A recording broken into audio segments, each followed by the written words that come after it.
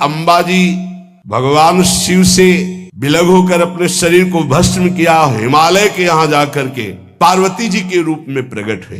हिमालय पुत्री पार्वती बाल्यावस्था से ही निरंतर ध्यानस्थ रहना शिव अनुराग में। जब किशोर अवस्था हुई, किसी से कोई संभाषण नहीं करती थी माता जी, हर समय भगवान शिव के ध्यान में निमग्न रहना, कठोर तप करना शुरू कर दिया। जो बिल्व पत्र सूख कर गिर जाते थे, माता जी उसको अपने मुख में रख करके पा लेती। एक बिल्व पत्र, अपर्णा, शरीर सूखने लगा। माता जी का नाम अपर्णा। भारी तपस्या। भगवान शंकर को एकदम बोध हुआ कि सती का जन्म पार्वती के रूप में हिमालय के यहां हो चुका है और वो हमारे लिए कठिन तपस्या कर रही है। तो सप्त ऋषियों को बुलाया और उनसे कहा कि जाओ इनके प्रेम की परीक्षा लो। सप्त ऋषियों, जाओ, हमारी आज्ञा है, पार्वती की प्रेम की परीक्षा लो। यदि पास हो जाएं तो उनको तपस्या से निवृत्त करो। बोलो महादेव जी प्राप्त हो जाएंगे। जाओ भवन को चली जाओ, तपस्या की आवश्यकता नहीं। ऋषियों ने जाकर के पार्वती जी को देखा, मानो मूर्तिमान तपस्या विराजमान हो, अस्थिमात्र हुए रहे शरीर, सूखे पत्ते बिल्व के। मुनि बोले, हिमांचल नंदिनी, इतना कठोर क्या प्राप्त करना चाहती हो? किसकी आराधना कर रहे हो? तुम्हारा लक्ष्य क्या है? यदि हम सुनने के अधिकारी हों तो आप कृपा करके बता सकती हैं। पार्वती जी ने कहा, मन बड़ा सकुचाता है आपसे ये बताने में। आप लोग कहीं मेरी हंसी ना उड़ा दें जो मेरा लक्ष्य है। मैंने भी बहुत सिखाने की कोशिश की, लेकिन मेरा मन नहीं मान रहा, हठ पकड़ लिया है। क्योंकि मेरे गुरुदेव ने मुझे जो आकर के बचपन में बता दिया, मैं वही हृदय से स्वीकार कर ली। मुनियों, वैसे आप भी हंस दोगे, ऐसा लगता है जैसे हम भारी प्रबल धारा में बालू का बांध बनाना चाहती हैं। कहां भगवान शिव और कहां मैं? मेरे गुरुदेव नारद ने बचपन में आकर के कहा, तुम्हारे पति देवाधिदेव महादेव होंगे। बस मैं तब से अपने पति की प्राप्ति की आराधना कर रही हूं। पता नहीं आप मेरी बात सुनकर हंसेंगे कि मानो बिना पंख के मैं आकाश को छूना चाहती हूं।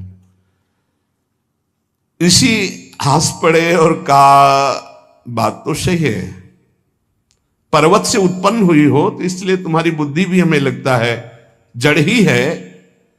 नारद के उपदेश से आज तक किसी का घर बसा है? नारद के उपदेश से किसी का घर बसा है?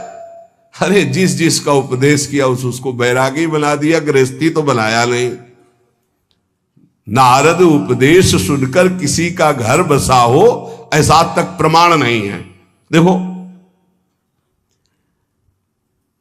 दक्ष के पुत्रों को उपदेश किया, 10,000 को 1,000 लौट कर नहीं आए, सब बैरागी बन गए। गुरु नारद जी की जो सीख सुना बर्बाद हो गया, बाबा जी बन गया, भजनानंदी बन गया। वैसे हम बताएं, नारद जी हैं बड़े कपटी, ऊपर से साधु का चिन्ह, अंदर से कपट। क्या कपट?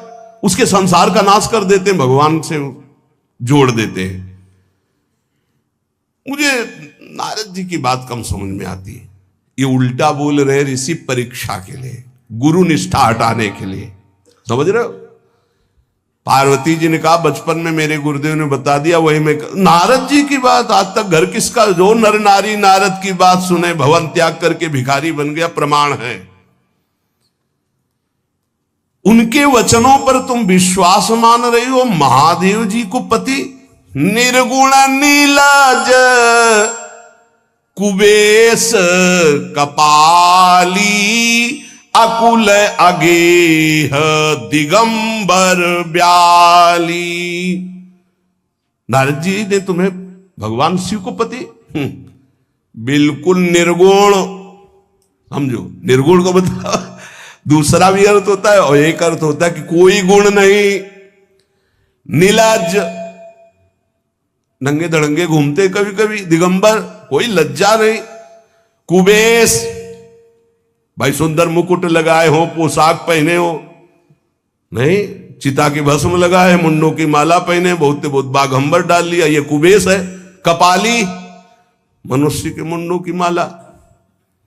अकुल, आज तक कोई पता नहीं लगा कि किस कुल के हैं महादेव जी, क्योंकि सब कुलों के मूल है, मूल का मूल वही है, उनके मूल कोई है नहीं। आगे एक दीवाल नहीं है, 60,000 योजन का एक बरगद का पेड़ है, उसी के नीचे रहते 60,000 योजन, 1 योजन 4 कोस, 1 कोस 3 किलोमीटर। कितना बड़ा वटवृक्ष कैलाश में, एक वटवृक्ष जिसके नीचे रहते 60,000 योजन का, 6 ऋतुएं शोभा देती उसी वटवृक्ष के। और कोई घर तो है नहीं महादेव जी के। और आभूषण भूल मत करना, बड़े बड़े विषैले सांपों का आभूषण कोई सोना चांदी नहीं पहनते महादेव जी। हमें लगता है ऐसा दूल्हा के लिए ऐसा तप, नारद जी ने ठग लिया तुम्हें, पागल बना दिया तुम्हें। देवाधिदेव महादेव के सुनो, इन्हीं ने शिक्षा दी थी सती को, ऐसे बौरे पति मिले, आग में जाके शरीर भस्म करना पड़ा। इसलिए हम तुम्हें बता रहे हैं कि बहुत सुंदर दूल्हा हम देख के आए हैं। हम जान गए थे कि तुम तपस्या कर रही हो। हरि का नाम सुना है? बैकुंठ में रहते हैं, बहुत सुंदर हरि है। यदि उनका आप वर्ण कर ले तो सुखी हो जाएंगे। बैकुंठ राजधानी, अब आभूषण उनके क्या कहना, पार्षद सही। ऐसे शिव जो चिता की राख लगाते हैं, सांपों की माला पहनते हैं, मुंडों की माला, सांप का जनेऊ, बाघंबर, हमें तो पसंद नहीं आए। और हमारी बात मान लो, ऐसे के पास स्त्रियां टिक नहीं सकती जिनके घर नहीं, आभूषण नहीं, धन नहीं, कोई भोग सामग्री नहीं, उदासीन, उनको किसी से मतलब नहीं। बहुत सुंदर त्रिभुवनपति, बड़े सुशील गुणवान, जिनका यश वेद गाते गाते अघाते नहीं है, कोई दोष नहीं, सद्गुणों के समुद्र, लक्ष्मीपति, वैकुंठाधिपति। तुम्हें कुछ नहीं करना, हां बोलो, वो आएंगे, गरुड़ पे बैठाल के ले जाएंगे, तपस्या करने की जरूरत नहीं। पार्वती जी बहुत हंसी, सुनति विहसी कहा वचन भगवान। अच्छा अच्छा अच्छा, आपने ठीक कहा कि पर्वत से हमारा प्रादुर्भाव हुआ है, इसलिए आपको यह भी पता होगा कि पर्वत बहुत हठीला होता है, जहां डटा है वहीं डटा रह सकता है।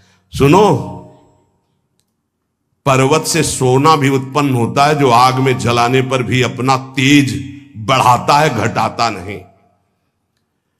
तुम मेरे गुरुदेव के प्रति ऐसा बोले कि वो जिसको उपदेश करते हुए उसका घर उजड़ जाता है, तो बसो भवन उजरो नहीं डरो, पर नारद बचन न मैं परिहरऊं। अपने गुरुदेव के एक भी शब्द को मैं नहीं काट सकती, चाहे मेरा जीवन रहे या ना रहे।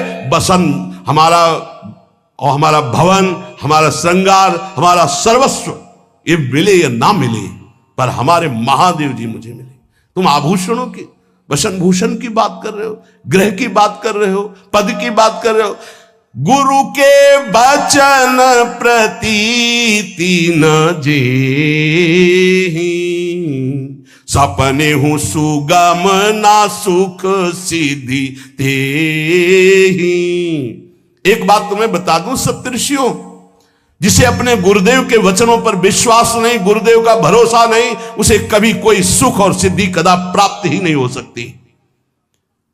महादेव ओ गुण भवन विष्णु सकल गुण धाम, जय कर मनोरम जाहि संते ही सन काम। आपने बताया कि महादेव में कोई गुण नहीं है और विष्णु समस्त सद्गुणों के धाम है, मैं मानती हूं, लेकिन मेरा मन महादेव जी से रम गया है। 1000 बार आकर के, सैकड़ों बार आकर महादेव जी भी कहें कि अपने गुरुदेव के वचन छोड़ दो, तो मैं अपने गुरुदेव के वचनों का त्याग करने वाली नहीं। आप जा सकते हैं, बहुत जगत में कुंवारी कन्याएं और कुंवारे वर हैं, उनका ब्याह करा दीजिए। मेरी तो केवल एक ही बात रहेगी, हर जन्म महादेव जी के लिए। समस्त सप्तऋषियों ने साष्टांग दंडवत की और कहा, जगदम्बा आप नित्य शिव की अर्धांगिनी, भगवान शिव ने ही मुझे भेजा था आपकी परीक्षा के लिए। जाओ भगवान शिव सब जान रहे हैं, ब्याह पक्का, अब आपको तप करने की जरूरत नहीं है।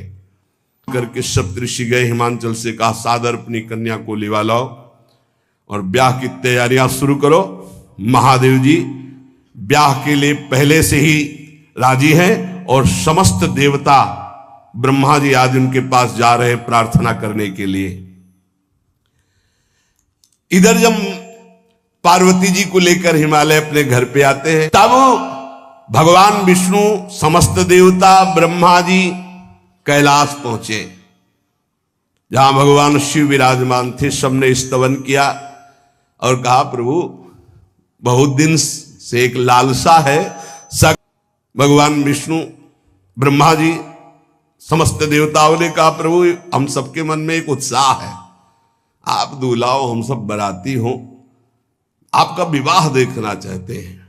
प्रभु ये उत्सव देख ले तो हमारा जीवन सार्थक हो गया, आप हां बोलो। कामदेव के मद को चूर करने वाले आपको दूल्हा रूप में देखना चाहते हैं हम सब। स्वामी का स्वभाव होता है सेवक को सुख देना। पार्वती जी ने अपार तप किया है आपके लिए, आप उनको अंगीकार कीजिए। भगवान विष्णु, ब्रह्मा जी की प्रार्थना सुन करके भगवान शिव जी ने कहा तथास्तु, ठीक है ब्याह पक्का। देवताओं ने नगाड़े बजाए, फूलों की वर्षा होने लगी, देवाधिदेव महादेव की जय के नारे कैलाश में गूंजने लगे। सप्तऋषि भगवान शिव के पास आए, कहा प्रभु बड़ी अनन्य है पार्वती जी आपकी, अखंड प्रेम है। हमने बड़ा छल करके उपदेश किया, लेकिन उन्होंने कहा कि मैं नारद जी का उपदेश नहीं त्याग सकती, करोड़ों जन्म लूंगी और हर जन्म महादेव जी के लिए। भगवान शिव जी की आंतरिक वृत्ति जो पार्वती जी की प्रीति की है उसे कोई नहीं जानता। बहुत विरह में रहे, ऐसा न समझे कि देवाधिदेव महादेव जी परम उदासीन है, नहीं। सती जी के वियोग में बड़ी विचित्र दशा महादेव जी की हुई थी। सप्तऋषि फिर गए पार्वती जी के पास और कहा भी बीच में घटना घट गई, कामदेव गया था महादेव जी की समाधि को भंग किया, तो महादेव जी ने कामदेव को भस्म कर दिया, तो अब ब्याह का मतलब क्या रह गया। भवानी ने कहा तो तुम क्या अभी तक भगवान शिव को कामयुक्त देखते थे क्या? क्या तुम समझते हो तुम्हारे जान काम अब जा रहा? अरे अब लग शंभु रहे सभी कारा। तुम्हारी नजर में अभी तक भगवान भिखारी थे और अब काम को भस्म किया है। अरे हमने भगवान शिव की आराधना की, हमारे जानी सदा शिव जोगी, अज अनवद्य अकामो अभोगी। मैंने तो शिव को सदा ही योग संपन्न ब्रह्मबोध देखा है। वचन और कर्म से, मन से मैंने यदि भगवान शिव को अपना स्वामी माना है, योगी, अजन्मा, अनिंद्य, काम रहित, भोगहीन, तो निश्चित मुझे प्राप्त होंगे। भगवान शिव के पास फिर सप्तऋषि गए, बोले प्रभु गजब की निष्ठा है, केवल आपके प्रति प्रेम है।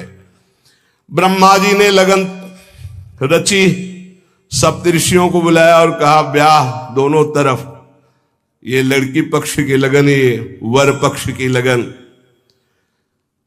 ब्याह तय हो गया, दिन नक्षत्र घड़ी, नगाड़े बजने लगे देवताओं के लिए, सुमन वृष्टि हुई। ब्रह्मा जी ने सबको बुलाया, हिमालय ने सबको निमंत्रण दिया, बड़े बड़े पर्वत भेंट लेके आ रहे हैं, बड़े बड़े रसनिधि समुद्र भेंट लेकर के आ रहे हैं। वहां भोजन पान के लिए हिमालय के पास कोई कमी थोड़ी थी, रस की नदियां बह रही थी, विविध प्रकार के रस, विविध प्रकार के फल, विविध प्रकार के भोग वहां सब व्यवस्थित किए जा रहे हैं। ब्रह्मा जी ने कहा देखो सबसे पहले नारायण की समाज रहेगी, दूल्हे की नहीं रहेगी, नहीं तो गाली ही पड़ेगी। हिमालय के यहाँ प्रवेश पाने के लिए बरातियों में सबसे पहले नारायण, फिर देवराज इंद्र का परिकर, वायु देवता, अग्नि देवता, सब देव, सबसे पीछे दूल्हा की बारात। दूल्हे की तैयारी हो रही भाई। चिता की भस्म, चिता की भस्म, जैसे पाउडर ले गए, पहले चिता की भस्म लगाई गई। अब जटाएं बांधी गई, जटा ऐसे त्रिभुवन का विनाश जब करना होता, जटा खोलकर जब तांडव करते तो कोई नहीं बचता। जटा कटा संभ्रमम भ्रमण निलंप निर्झरी बिलोलवी चिवल्लरी विराजमान मूर्धनि धगत धगत धगत जो ललाट पट्ट पावके। तीसरा नेत्र मानो विश्व का विनाश करने के लिए उसे पटबंद किए हुए विशाल जटाएं। जटा का तो मुकुट सवार आ गया। अब जटा बंध है का ऐसे सांप, ये मुकुट सांप, और कुंडल करिया और भूरी भी थी। हाँ, सोने चांदी के लिए डंक मार दे तो बेहोश हो जाओ ऐसे। पहिरे ब्याला, बाजूबंद छोटे फण वाले, है कोई पनिहा, कोई दुमहा ऐसे, और ऐसे जनेऊ वासुकी नाग, गले के माला भगवान का विभूत, ऐसा स्वरूप है। और शेर की छाल नीचे, शशि ललाट, द्वितीया का चंद्रमा, शशि ललाट, ये मुकुट द्वितीय का चंद्रमा, सुंदर सिर गंगा, भगवती गंगा, फवारे ले उठते जटा के बीच से गंगा जी। नयन तीन, माथे वाला बंद है, दो खुले हैं। उपवीत भुजंगा, जनेऊ वासुकी नाग, गरल कंठ, नीलकंठ विष यहां रोके हुए, और मुंडों की माला, हाथ में त्रिशूल, डमरू बंधा हुआ, नंदकेश्वर पे सवार। बोले ऐसे दूल्हा के लिए दुल्हन तो त्रिभुवन में नहीं मिलेगी, ऐसा दुल्हन दुल्हन का मिलेगी। अच्छा, दूल्हा सज गया, ब्रह्मा जी ने देखा, बोले महाराज आगे आपकी सवारी। नारायण भगवान उनके चतुर्भुज पार्षद, शोभा सुगंध सौरभ, आगे गरुण पे सवार, पीछे हंस पे सवार ब्रह्मा जी अपना परिकर, देवराज इंद्र, भगवान विष्णु जी दूल्हे की तरफ देखे, बोले महाराज विष्णु कहा अस बिहस तब बोल सकल दिशराज, बिलग बिलग होई चलो सब निज निज सहित समाज। कोई भी दूल्हे के पास मत फटको,